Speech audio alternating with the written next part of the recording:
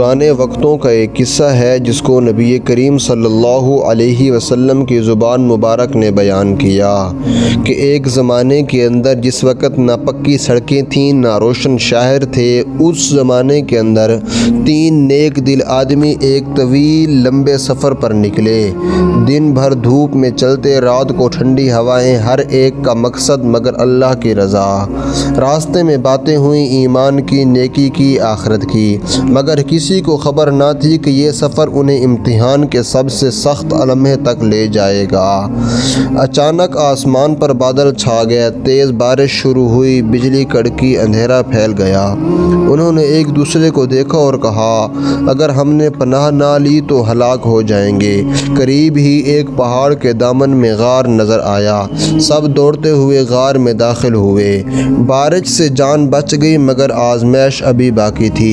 اچانک ایک زوردار آواز آئی، پہاڑ لرزا اور غار کے منہ پر ایک بہت بڑا پتھر آ کر گر گیا۔ انہوں نے دھکا دیا، پتھر نہ ہلا۔ آواز دی، کوئی نہ آیا۔ اندھیرا، خاموشی اور موت کا خوف۔ ایک نے کہا، اب ہمیں صرف اللہ ہی بچا سکتا ہے۔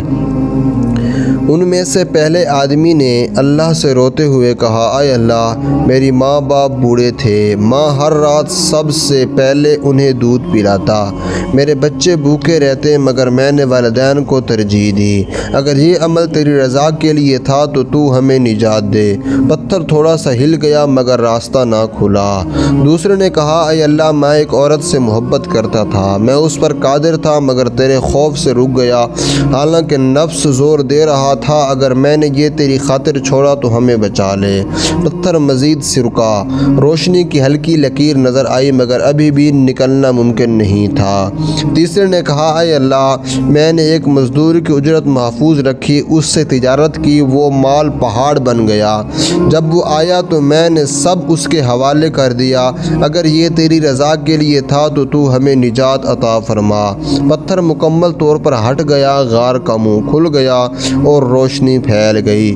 تینوں باہر نکل آئے، زندہ، محفوظ اور لرزتے دل کے ساتھ۔ انہوں نے کہا، اللہ نے ہمیں ہمارے اعمال کی وجہ سے بچا لیا ہے۔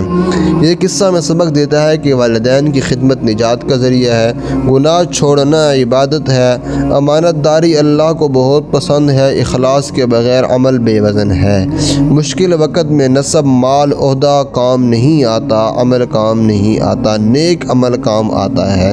دوستو، ویڈیو دیکھنے کا بہت شکریہ۔ کمنٹ میں اپنی رائے کا اظہار کیجیے، چینل کو سبسکرائب کیجیے۔ جزاک اللہ خیر۔